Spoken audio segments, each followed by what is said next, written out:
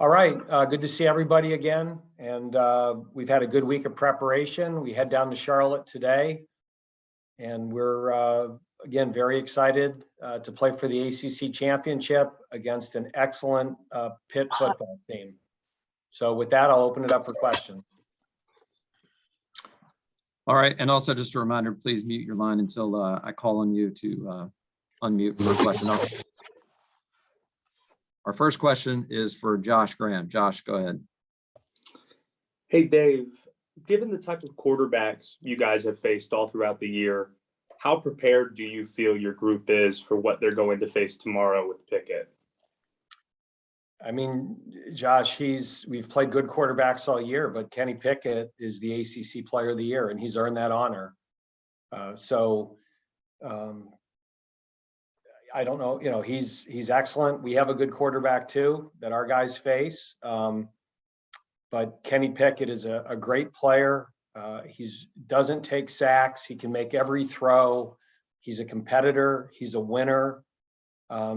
This is one of the best quarterbacks we've ever coached against in my 8 years at Wake Forest. So it's going to be a challenge to defend him and their whole offense. I mean, I'm sure he'd be the first to tell you that he's certainly got some help. And it starts up front. Their O-line is older, 4 seniors. They're big, they're physical, they're athletic, they're well coached. Jordan Addison is as good of a receiver that we've defended all year, but he's not their only weapon. Jared Wayne has become a heck of a player for him. Jacques Louis is a really good player.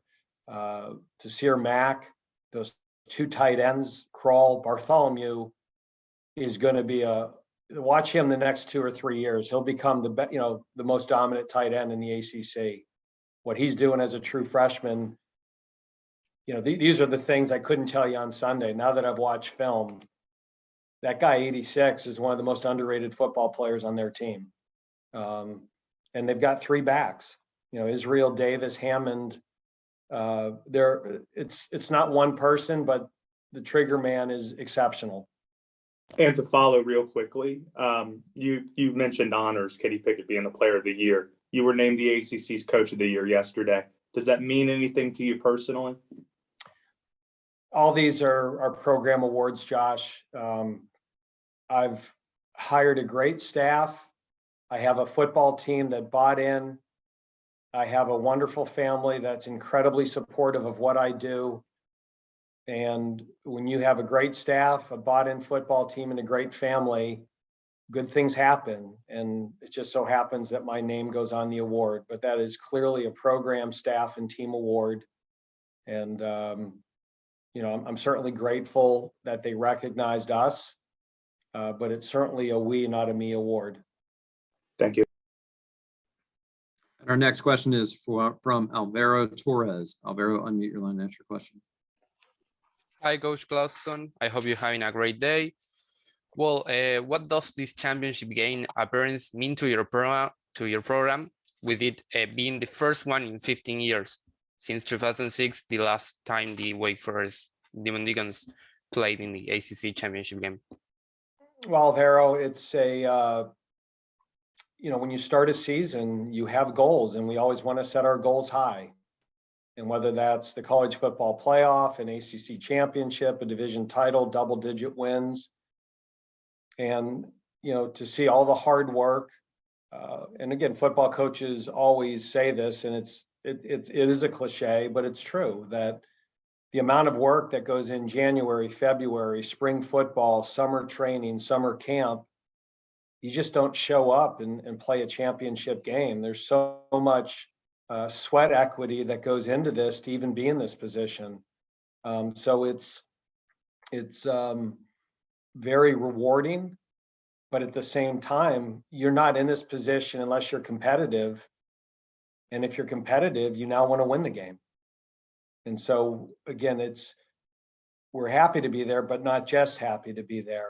And we know how good Pitt is. And just, there's a lot of good football teams in the ACC, and we've played a bunch of them, and NC State and Clemson and Virginia, and good football teams, Louisville, that we were fortunate to win. And this is another exceptional football team. You don't play in this game unless you're really good. And, Pat has done a great job, and we're both coaches that have been in our programs for 7 and 8 years. It's taken us time to build it to this point. And when you get an opportunity like this, you certainly want to play your best game. Okay, our next question is from David Teal. David, go ahead. Dave, you mentioned Sunday that indeed you hadn't had the time to really process and analyze Pitt.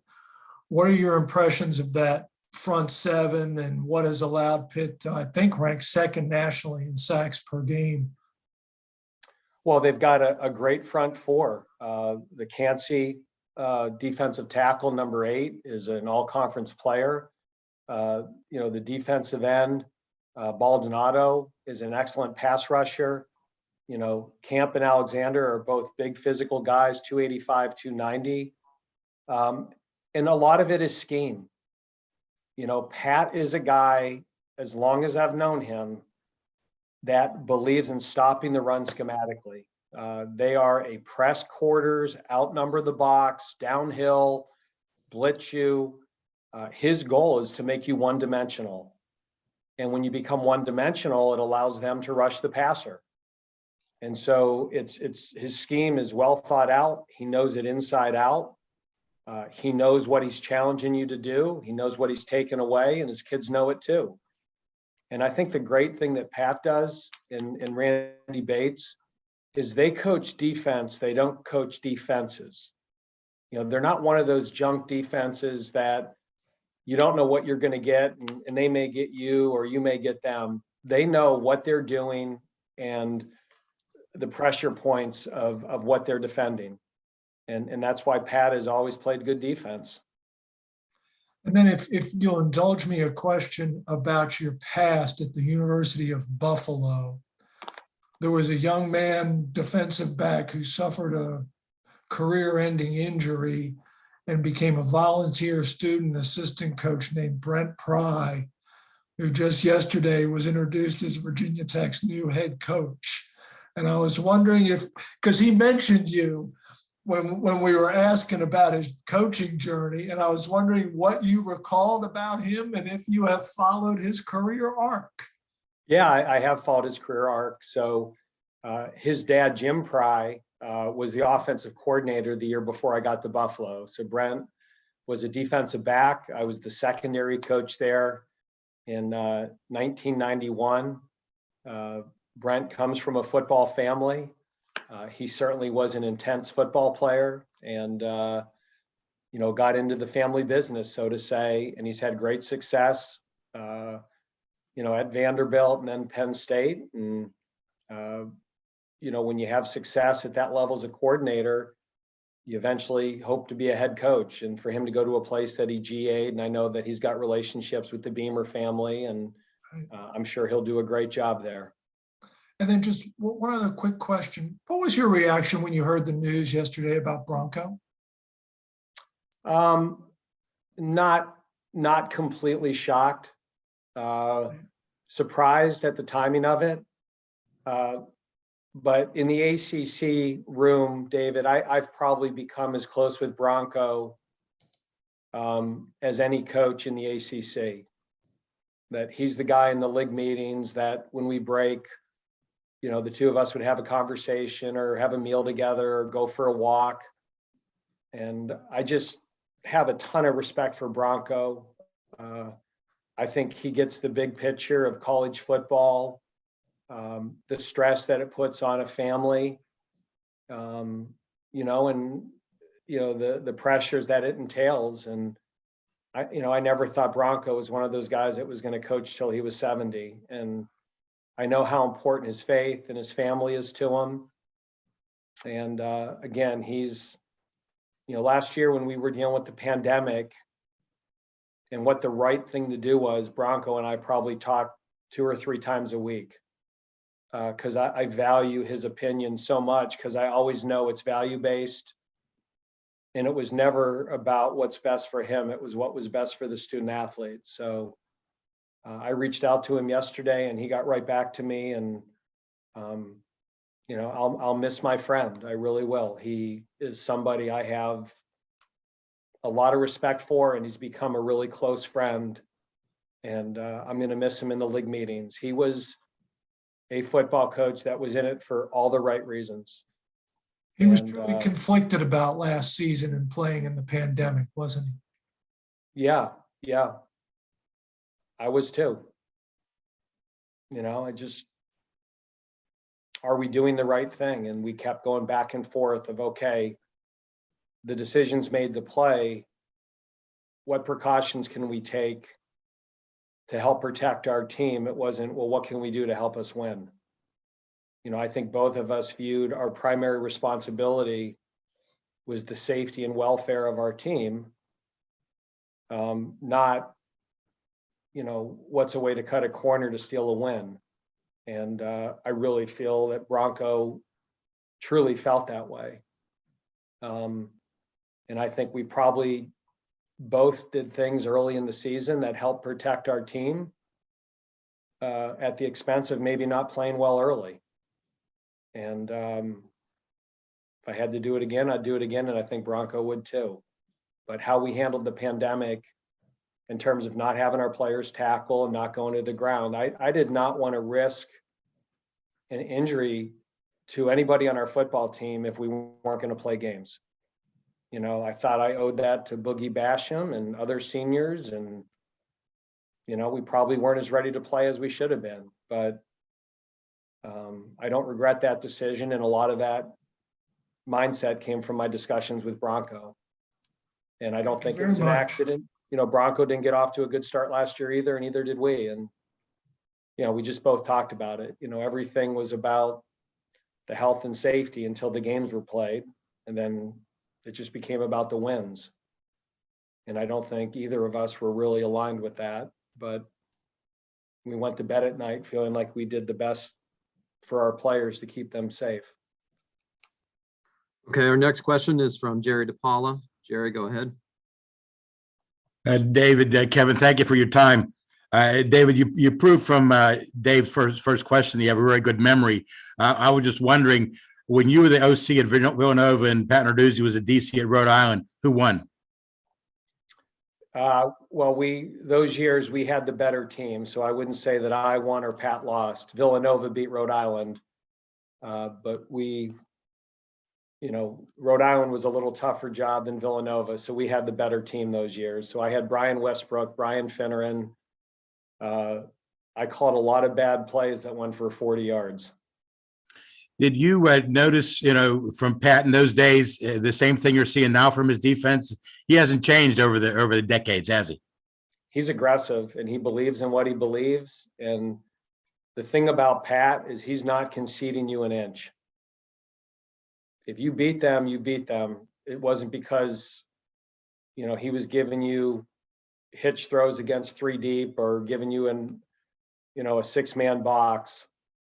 If you beat Pat, you had to execute them and you had to win matchups. Again, I think that's where we're a little bit similar. We do what we do on offense and Pat does what he does on defense, and whatever team executes the best will win that matchup. It won't be because we came up with something cute last minute. Thank you, Dave. Good luck tomorrow night. Thank you, Jerry. All right, our next question is from Griffin Floyd. Griffin, go ahead with your question. Hey, Coach, you said that Narduzzi's defense is extremely aggressive. How does your option offense help that, having, secrets built into every single play? Well, it's going to come down to matchups. And, Pat doesn't want you to be balanced. And so I think in his mind, if he does certain things, he'll dictate to us what we'll have to do, and that'll come down to a matchup. And again, they'll lighten the box every now and then, but for the most part, they're going to be +1. And how do we manage the +1?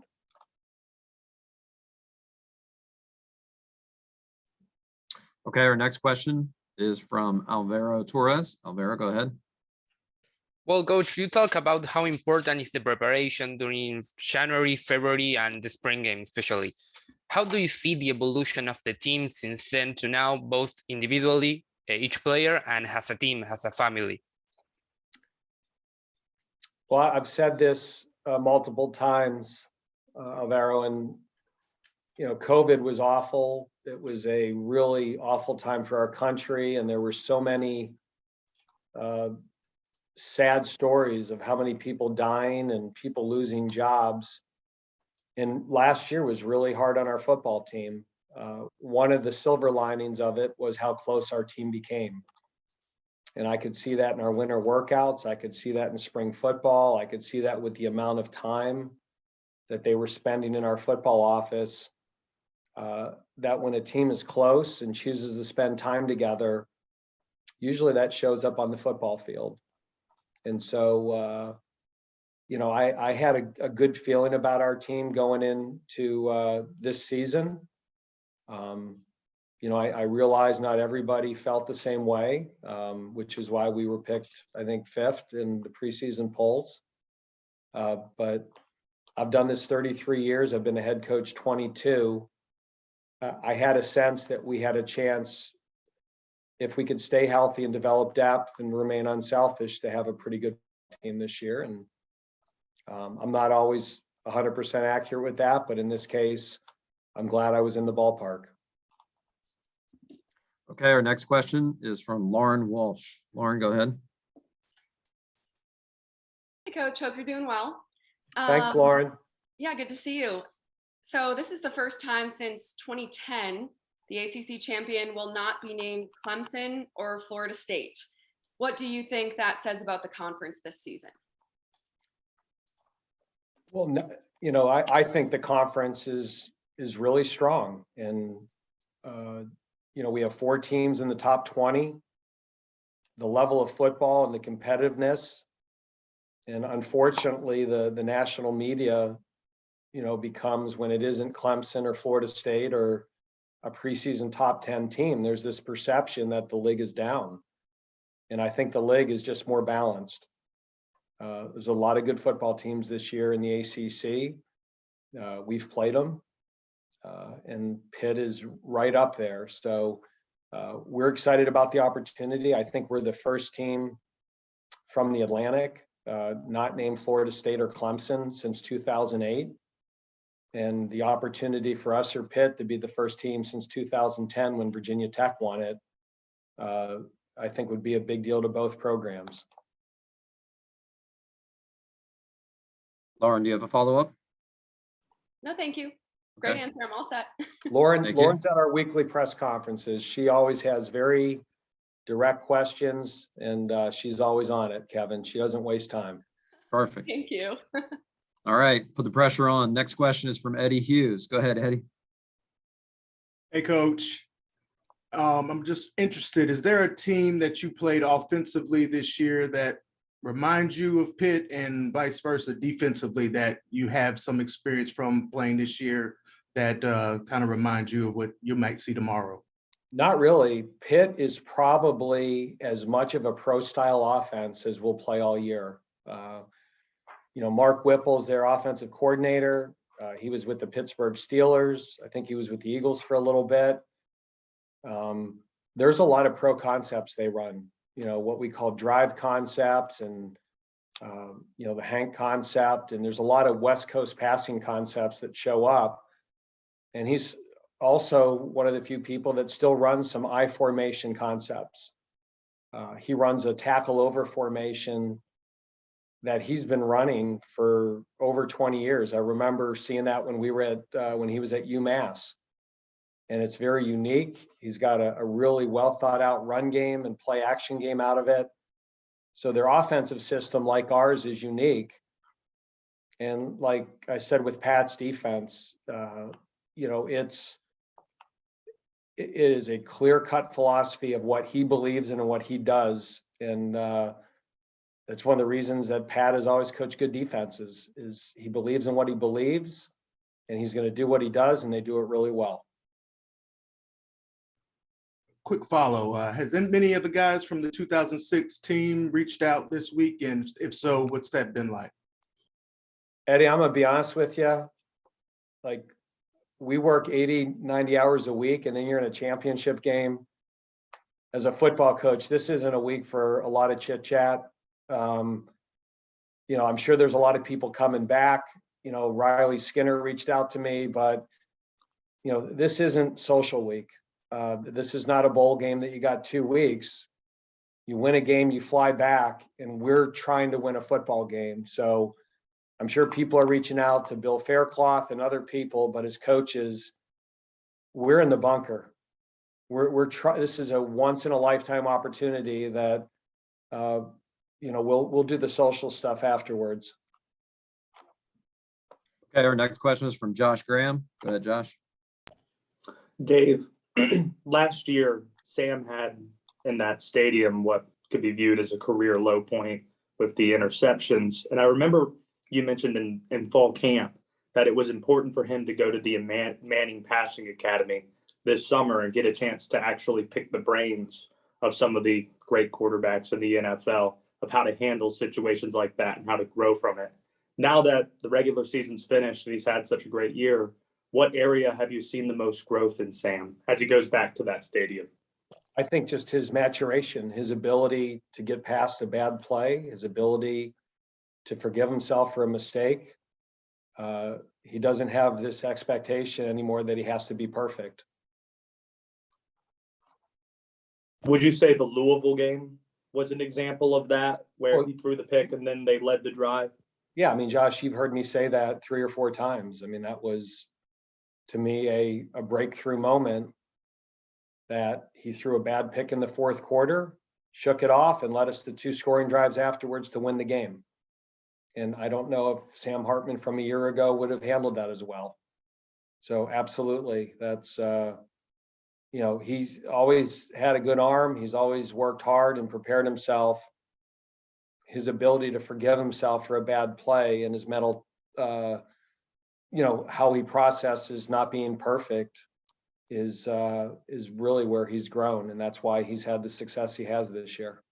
And one more thing, defensively with the takeaways you guys have had this year, is there an exact science to getting takeaways the way you have this year relative to some of the years where that was a problem for you guys? I mean, that's an area that we've been pretty good at, Josh, traditionally. We spend a lot of time at it. We teach habits of how to attack the football, whether it's, you know, a punch or a strip or a rake. We have different techniques that we teach and coach.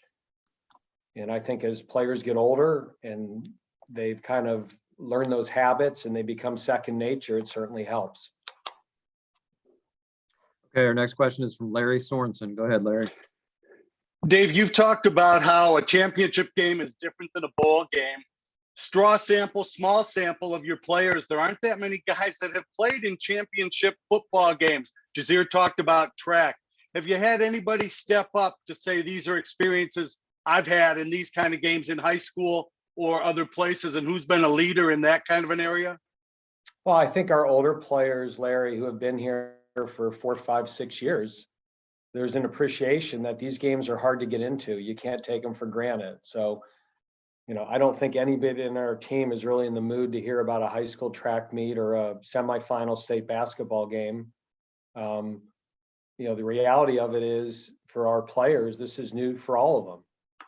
And for the Pitt players, it's new for those guys that weren't on the 19 team. So yeah, 18 team. So, you know, it's like, you know, it's a Super Bowl or a World Series or an NCAA championship game. You know, it's unique because you're doing it with this group for the first time. So I don't know if anyone stepped up and said, hey, this happened my sophomore year in high school in the state playoff game. This is what we need to do. It's been more, guys, this is hard to get to. This is a unique opportunity, and let's make the most of it and make sure that our preparation is top notch so that when the game's over, win or loss, we have no regrets about how we prepared for it. And how about the way that you've been able to draw on your experiences from the other championship games that you have played in at the college football level?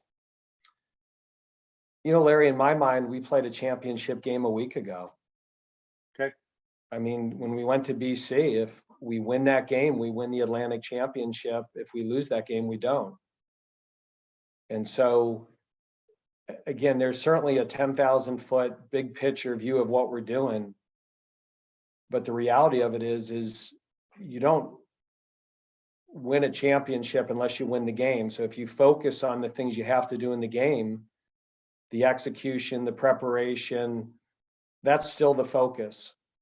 And if we're able to go 1-0 this week and win the game, then the consequence of that is we do win a championship. But we're focusing on going 1-0 and preparing for Pitt.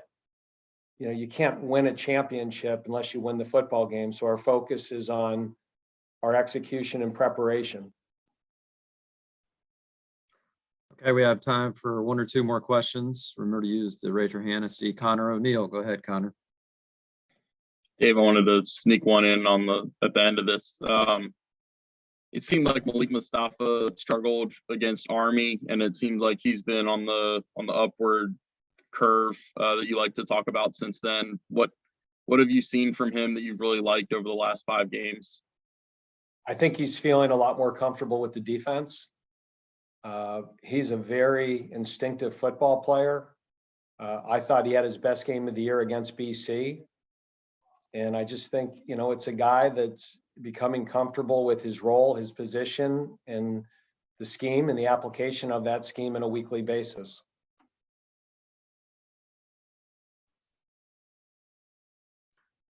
All right, not seeing any other questions at this time. We will conclude our press conference with Coach Clawson. Thank you very much for joining us today. We'll see you